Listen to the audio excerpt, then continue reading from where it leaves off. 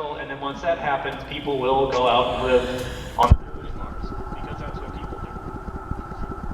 By the way, Elon Musk has a saddle maker now working for him, and as a way to kind of like get into this. Okay, terrific.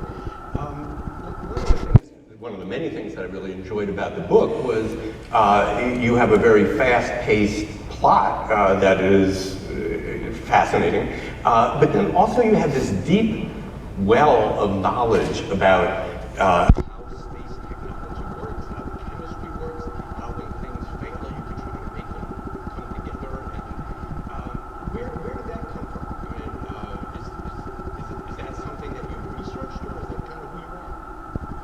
Mostly it came from Google.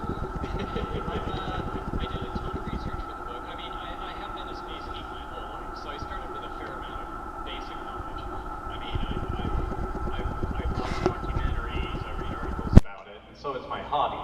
But I didn't know anyone in aerospace or anything like that when I wrote the book. I do now.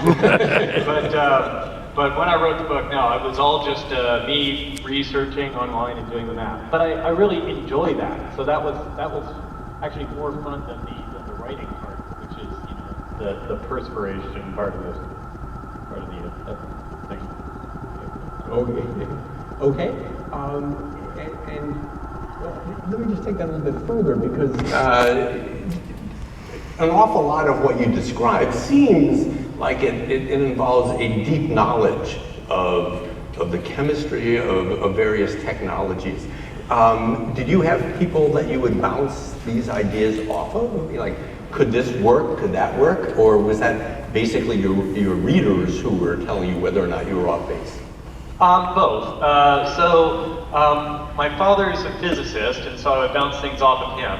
I'm pretty strong in physics myself, but not as strong as my dad is. And my dad worked at a national lab, and he would bounce things off his colleagues at my request.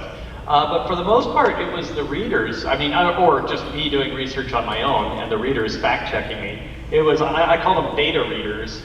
It's kind of like how it worked out. They would find the flaws, and there were places where I was just flat wrong on how physics or chemistry works.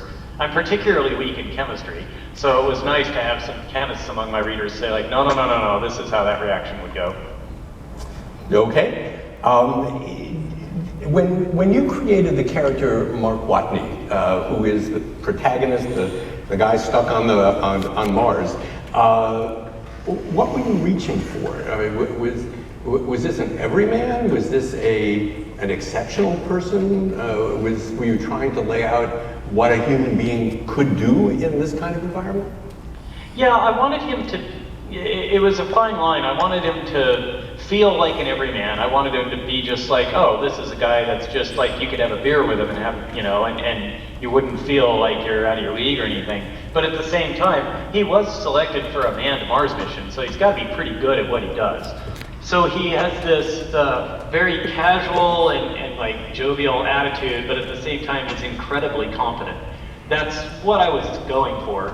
The main thing I had to do for him, and I'm totally comfortable with it, was I made him a complete smartass. And that's, there's a few reasons for that. First off,